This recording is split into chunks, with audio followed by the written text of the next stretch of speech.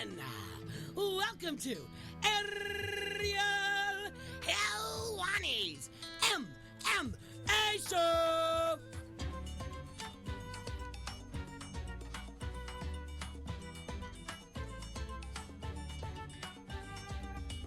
Back in your life on this Monday, September 10th, 2018. Hello again, everyone. I'm Ariel Helwani. Welcome back to the program and a Happy New Year to all my fellow Jewish brothers and sisters out there. Yes, typically, historically, I do not do a show on Rosh Hashanah, but it is a very big day, my friends. It is the Monday after UFC 228, and I have spoken to God, and I have told them that anytime we have a show on the Monday after UFC 228, we must do it. And so here we are. But a Shana Tova to all of you. I hope you're joining us. I hope you're tuning in, whether it's live on live.twitter.com/ESPN, or if it's on iTunes, Stitcher, ESPN.com, Spotify, wherever else you have been enjoying the show, maybe even YouTube as well. It's a great day to be here. So we have so much to discuss on today's program. Of course, coming off UFC 228, of course, there's a lot that happened in Dallas, Texas over the weekend. Tyron Woodley is still the UFC welterweight champion of the world. He submitted Darren Till in the second round via Darce choke, his first submission since 2009, his first submission as a UFC fighter. And for once, it feels like he is starting to get the respect and love and admiration that he deserves. Now, the co-main event, it never happened. Nico Montano, she pulled out on Friday morning. She was sent to the hospital. Faulty weight cut, if you will. Valentina Shevchenko has her own theories. She has now been stripped, Nico has, of the flyweight title. Vindication, I'll let you be the judge. Has the UFC lost patience? I'll let you be the judge. And so we'll talk about all things flyweight division. And the entire flyweight division is mad at me for some reason, just because I'm speaking the truth. What's up with that? What a great card it was, though. Top to bottom, amazing performances from the likes of Jessica Andrade, Aljamain Sterling, Jeff Neal, Abdul Razak Al Hassan, Jim Miller, Diego Sanchez, Irene Aldana, Darren Stewart.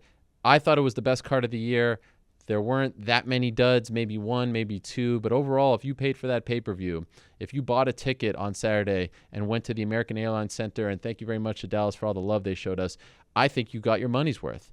So today on the program, my friends, we will be talking about all things 228. We're now on the road to Moscow, UFC's first event in Russia, so that's a lot of fun. And, of course, on the post-show with New York Rick, we'll answer some of your questions. We'll look back at the betting odds and ends from 228. We'll look a little bit ahead to Moscow as well. There's so much going on, as always, in the world of MMA. So let me run down today's lineup.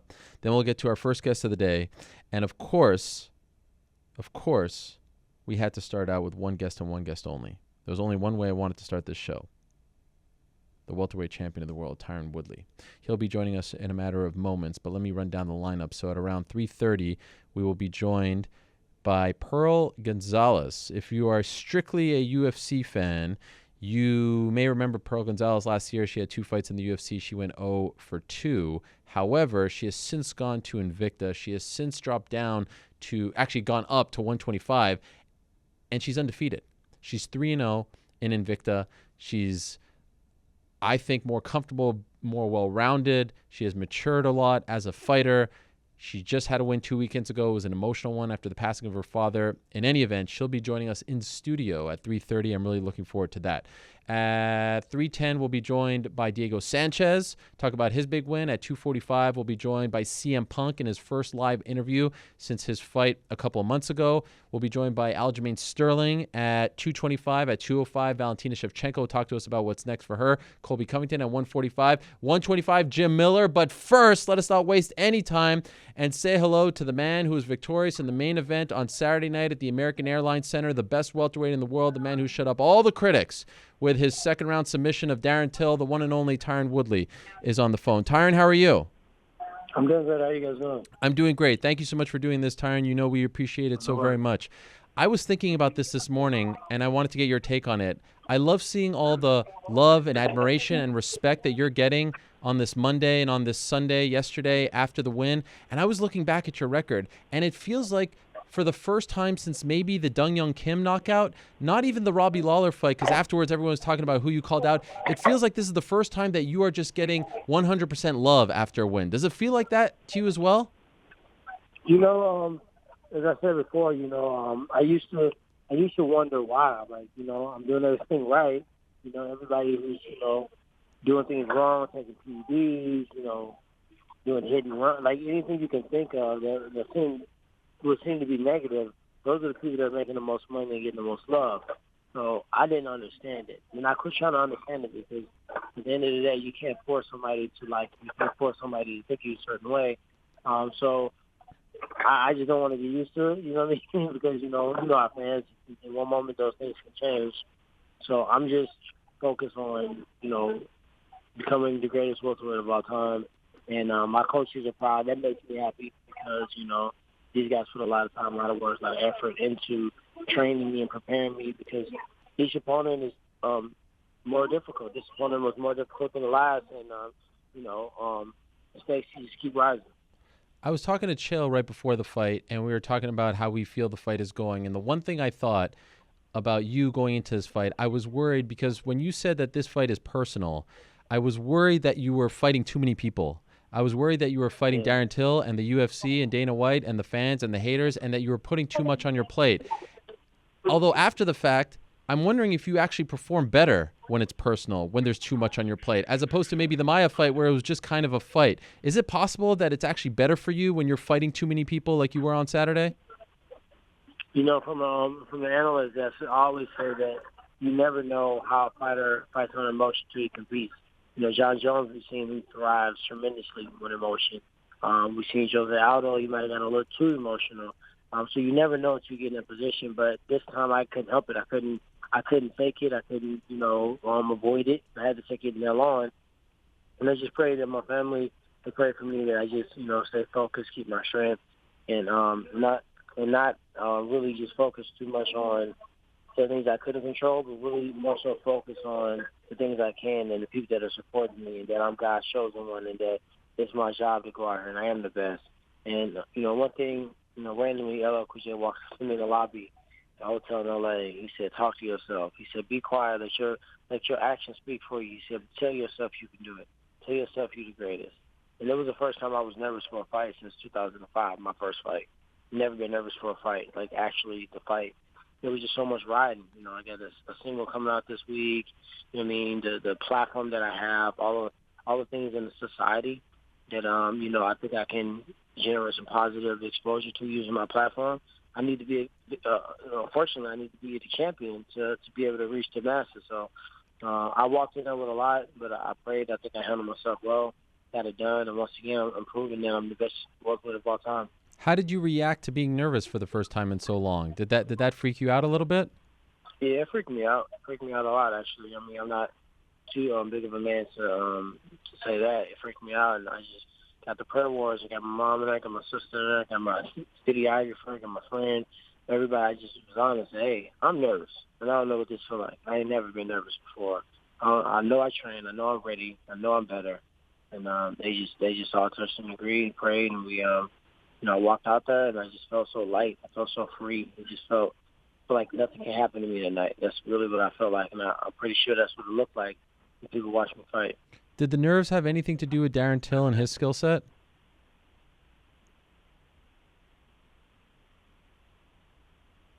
Tyron? Yes, can you hear me? Oh, yeah. Sorry, I lost you for a quick second. Did the nerves have anything to do with Darren Till? Not really. I really get up for that type of. Thank you guys.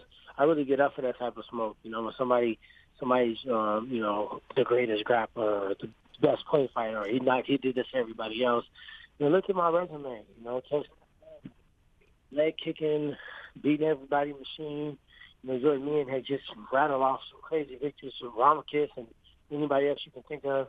None of these guys look like, I say it all the time, and I think people think I'm just saying it.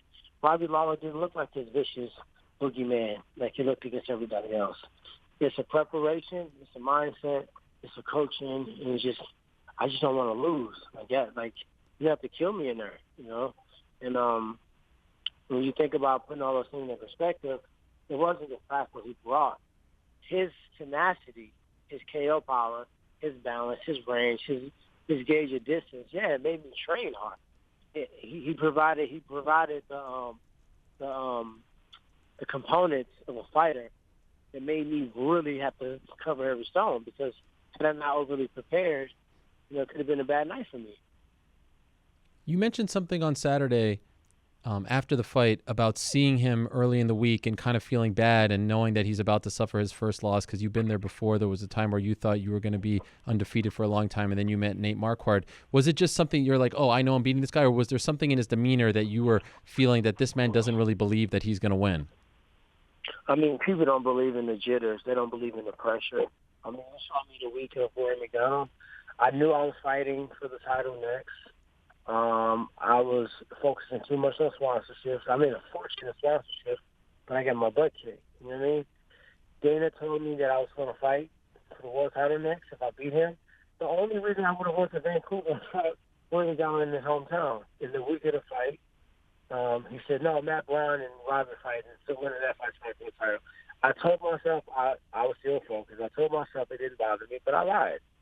And he was overwhelmed. He was feeding into the media too much. He was too hyped up at the weigh-in face-off, shadow boxing, getting all pumped up. And I don't back down. I mean, I don't know if he looked at it in my eyes. I've been fighting my whole life, like near-death experiences. This don't scare me. So I think he recognized that, but when he got in the octagon, I said, it's going to be too much for him. There's going to be too much pressure. And I looked at his face, and he was empty. And I said, I'm about to put it on him. Coach, my mom told me, you think wrong, brother. She said, Coach said, go out there, be the bully. You go first. He said, kick his ass the whole time. Do not ease up. You keep your foot in his ass the whole fight, and he can't take it. He's going to break. He's going to crumble. Keep putting the pressure on him, and, that's what I did. Was this weight cut a little tougher than the ones in the past? I couldn't help but notice that, it seemed like your mouth was a little dry when we spoke on Thursday. I know typically you don't love doing those things, the day before the weigh-ins, but was this one any different? Well, you should have told me to put on some damn chapstick, Ariel. Oh, I'm sorry. That's what you should have told me, hey, man, your lips look like Pookie from New Jack City.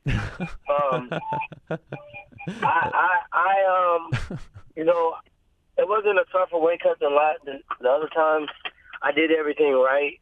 I get so close to my lean muscle mass that my body really is so close to 0% body fat. It might be 0% body fat when I finally get to 70. Wow. So the only meal I missed was the dinner before weigh-in. So Thursday night I didn't eat dinner. So I ate all the way up until then, which is really good for any fighter. And, sometimes you got to make a choice. Do you drink and get up to 178, or do you stay at 176 but not have any energy? And every time I had to make that choice, I made the choice to drink Gatorade or Body Armor or a protein shake, or I made a choice to eat. So I was fine weight-wise. I really was pissed. I really went off on the UFC for that happened with the weigh-in.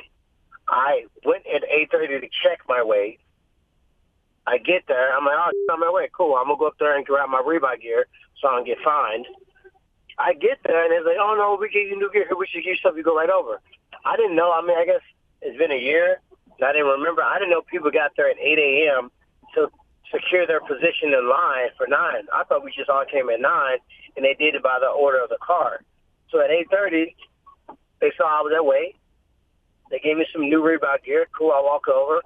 I waited to weigh in. I walk up on the stage, and you see me having a conversation with the lady, and I was like, she's like, okay, we were gonna try with the underwear first, and then we need the tie. We're gonna use the tie. I'm like, why would you do that? I just weighed in scratch a minute ago with no underwear on. So why would I even if my underwear weighed 0.1, I'm gonna be 0.1 over. So she said, no, we just want to do it this way first.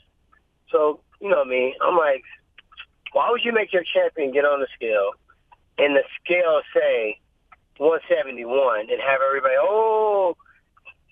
we were worried about Darren and Tyron's the one. Don't do that to me. I'm too professional for that. And that made me mad because I told her, I said, why are we doing that? I said, let's just bring the title out right now. Let's do it. It'll make no sense. Because it makes it seem like I needed an additional attempt to make weight, and I didn't. I didn't even have to work out that morning. Thank God. I thought I had to work out. I woke up at 4 a.m. to check my weight, and I just couldn't sleep. You know, it's fight week, so I was like restless. I woke up at like 4 a.m. I was 171. So I'm like, okay, I'm gonna set my alarm from 7:40, do a quick jog, jump in the sauna, whatever I gotta do to knock off this pound. And I woke up and I used the restroom, which I hardly ever do. So I used the restroom and I was at weight, so I was happy. They kind of killed my vibe. Wow. And now let me ask you about Saturday night and the entrance in particular, because I loved it. I got goosebumps, and I noticed that you switched it up. Initially, you came out to the song by John Legend and Common called Glory from the movie Selma, and the timing, I don't know if you guys practiced that or rehearsed it, but the timing of when they talked about putting their hands up and in Ferguson, which is where you're from, and you doing it, they nailed it. Why did you switch that up? Why did you do that? You know, I was originally going to walk out to my song, I Beat Your Ass, song I have with Wiz Khalifa. Wiz's birthday was the day he was going to come to the fight. He was going to make a big deal. He was going to walk me out. We was going to perform the song. And I just really started doing the math in my mind. I've never seen a person walk up to their own song or a person that did all that stuff win the fight. They always lost. So I'm like, I don't think that's what I want to do right now. So I talked to Wiz. He was going to stay at home. He had a son anyway. And so I said, all right, you know, to celebrate my homie's birthday, I'm going to come out to We Them Boys. That's a classic song. And I'm walking in with my corner guy, and then it'll kick into I Ain't Turning Back, which is my traditional walkout song. Then the day before, I just started looking at all the Kaepernick stuff and, you know, all the weapons that are always formed against me and how much harder I always got to push to just get the even level of respect. And then, you know, it's my chance to make a statement. And then I heard that song, and it was just talking about, you know, everything. The Ferguson stand-up, I was walking out with my hand up. I didn't even hear the song because, you know, I always got headphones on. I'm listening to a different song than the walker. I can't hear anything. I never have been able to. So that was just probably God. That was just probably a spiritual thing that those things aligned. Heidi and Candido, they decided when they were going to cut it. They wanted to just play a piece. I said, no, play the whole first verse. Right when he said it, right when Common finished his verse, then jump in, because I think the way that the music revs up right after that would be perfect. So I want to go back. That's something I actually want to see if I can get Zach and those guys to actually send me, because that's something that I want to keep. That's a special moment for me. And I think I sent out a strong message. I was silent with my mouth, but my gloves spoke very, very loud. Yeah, it was beautiful. And my elbow. Yes. Did he hurt you at any point in the fight? Yeah, he hurt my elbow with his head. Okay. No, and I thought I broke my hand because I punched him really hard in the first round. I'm like, damn, that hurt. You know, but you know me, I broke my foot on the first kick at Kelvin Gastelum. I tore my labrum against Damian Maya, but a champion keeps riding. So I cracked him in the head in the first round. I got the corner, and you could hear Dean say, "Man, did you hurt your hand?" I was like, and I looked at him, I smiled, I was like, it's just jam. So I went out there anyway, and that's, you know, part of the reason I was dropping so many elbows with my right hand instead of punches, but also the elbows were doing more damage. I took my glove off there at the end of the fight, and my bone was broken out. Oh. So then I took my thumb and I pushed it in. It sounded like some light bulbs cracking in my hand. Oh. It popped back in, and it came out, and I pushed it back in. Boom. And then I said, all right, let me quit messing with it because I'm not a doctor. I don't want to ice it because I don't want nobody to see it. Then Chill called me out, bruh. I'm like, I went the whole night, and you going to be the one to say, hey, why didn't you just shake my hand? You're right. I'm like, come on, dog. So as we were on the phone beginning this interview, I'm leaving the doctor right now. I didn't break my hand. I dislocated out of it, and that's why I pushed it back into place. So I dislocated, tore some ligaments in my hand.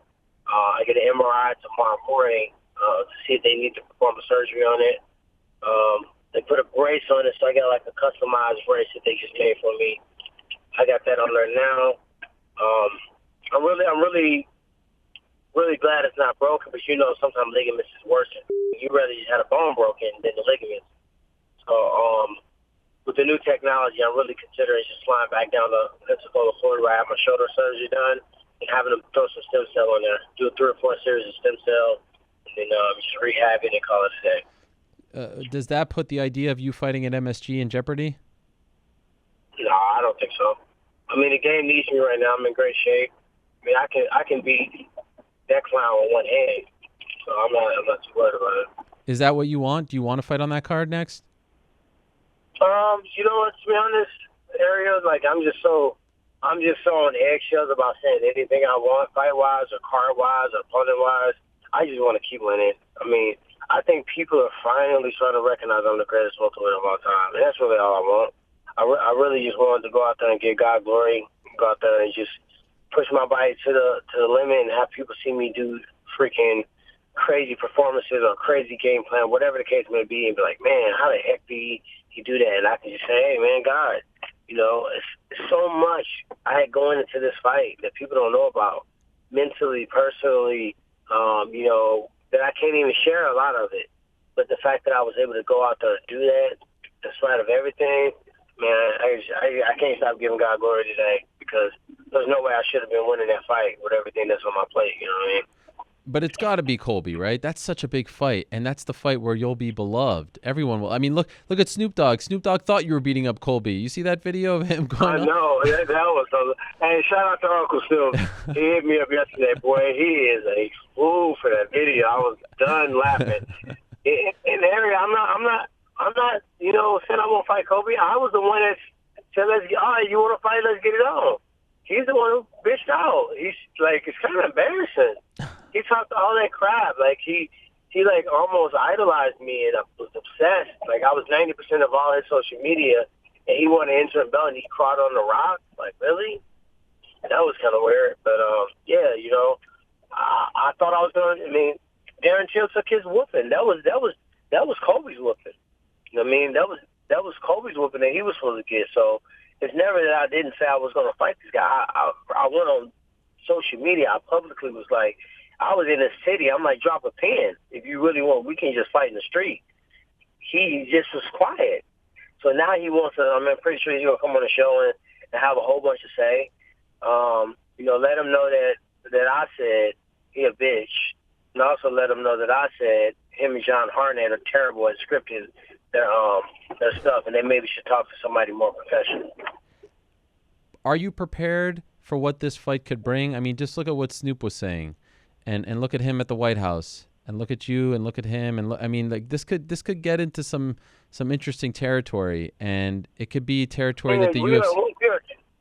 We're in interesting territory with Kaepernick and Ferguson, all the police brutality, and if this is a fight that can draw more attention, and people start I want to see some people start handling the issue, like not to just jump into the Nike campaign, but everybody's so been out of shape about Nike campaigning and rallying behind Kaepernick. How about we talk about the issues that we're talking about, the reason behind kneeling at the national anthem? Colby probably didn't even vote for Trump. He probably knows, my stance. He studies me like a freaking groupie, and now he's to the point that he's trying to get under my skin because that's the only way he was going to get a fight to get him near me. He was on Fight Pass fighting in Asia, not just regular Fight Pass. Only Fight Passes in Asia was a time zone when nobody was watching until he kept talking about me. And then they got him to fight against, Damian Maia, which I wrote the book on how to beat. He should thank me. And then he got the RDA fight. Outside of that, he would have taken forever to get to where he's at. So this is going to be a huge push if this fight happens. I don't know if it is.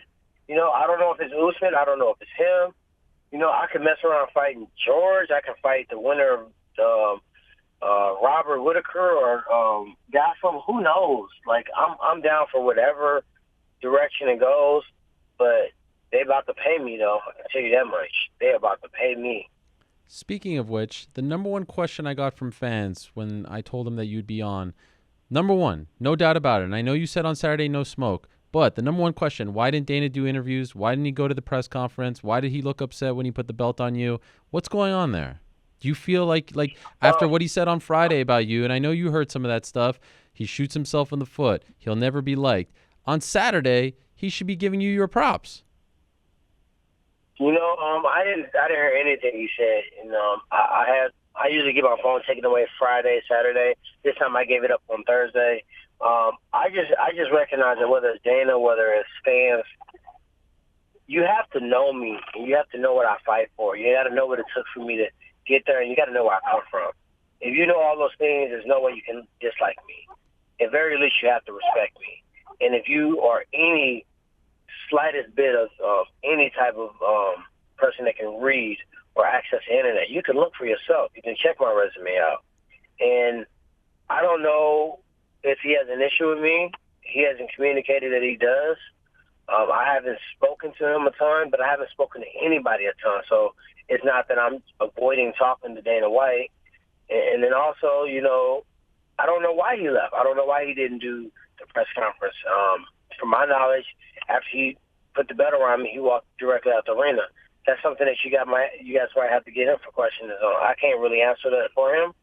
All I can say is that I'm too focused on this week is a big week for me, man. I got a crazy single, I Beat Your Ass, coming out, featuring T-Double with Khalifa. The second I won that fight, the first thing I was thinking about, give God glory, because he deserved it. You know what I mean? Say happy birthday to your son. Turned 10 today. And now it's time to really blow the single. I've been sitting on this for a long time. It's perfect time. And the soundtrack, the video could just be the fight with the music behind it. You know what I mean? Who can contest I'll Beat Your Ass right now?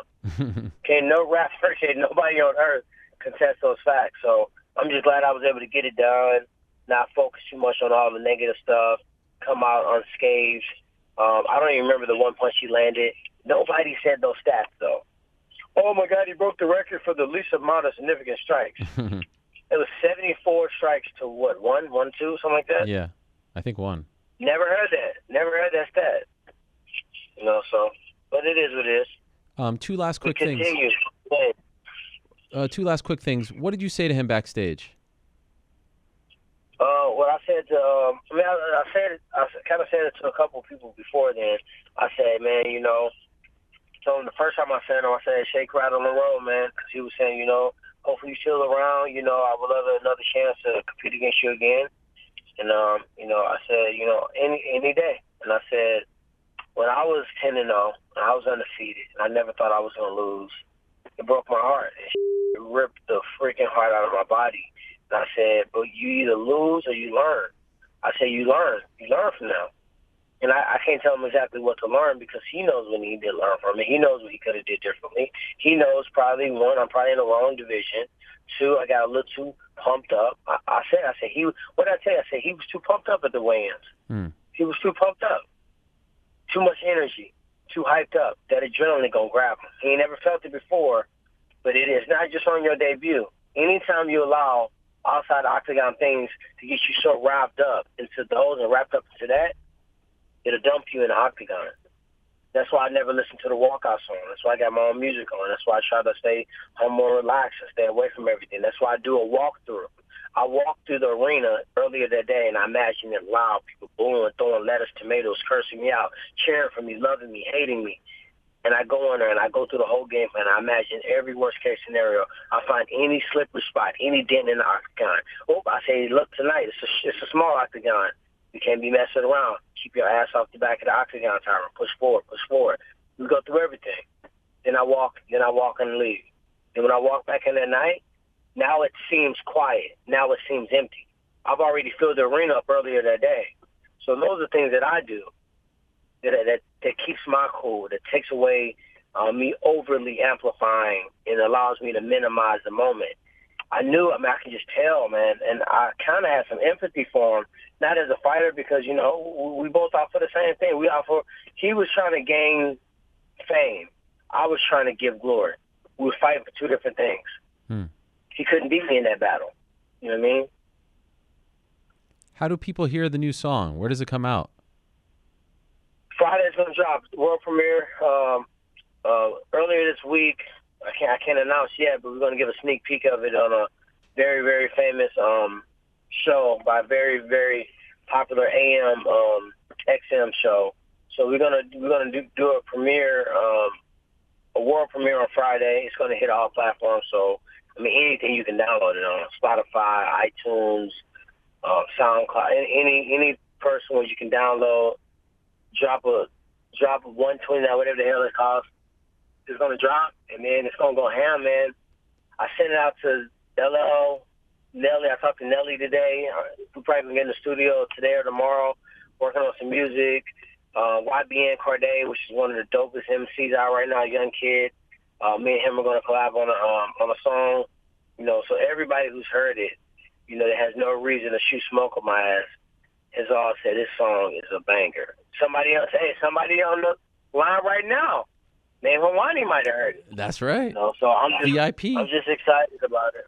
Only a few people have heard it, so I just want to get a lot of different opinions, and you know, I haven't had one person say, "No, don't put it out yet." You're the man, Tyron. Enjoy the week. Enjoy the release. Enjoy the victory. Enjoy the belt. I hope the hand heals soon. Keep us posted on what you end up doing. And as always, thank you so much for always coming on the show and being supportive and being loyal. We really appreciate it. Thank you so much. And again, congratulations. No worries. Appreciate you guys. All right, there he is, the welterweight champion of the Ultimate Fighting Championship, the one and only Tyron Woodley. He successfully defends his belt. On Saturday night, he wins via Darce choke again. His first submission in the UFC, his fourth successful title defense. He won the belt a little over 2 years ago, knocking out Robbie Lawler, and it really feels like to me, for the first time since his win over Dong Young Kim in Macau in August of 2014, this is the first time that the narrative is all about praising this man, appreciating this man. Remember the Kelvin Gastelum fight? There was a split decision. There's all kinds of talk about weight. The Robbie Lawler fight should have been that case, but he called out Nick Diaz and GSP that night, and people were like, and it took everything away from the win. Stephen Thompson draw, Stephen Thompson rematch. Wasn't the most exciting fight. Also majority decision, the Maia fight we know about. And now Darren Till. He needed to make an exclamation point, in my opinion. He did that. He is still the welterweight champion. We'll see what happens next. We'll talk to Colby Covington later on in the program.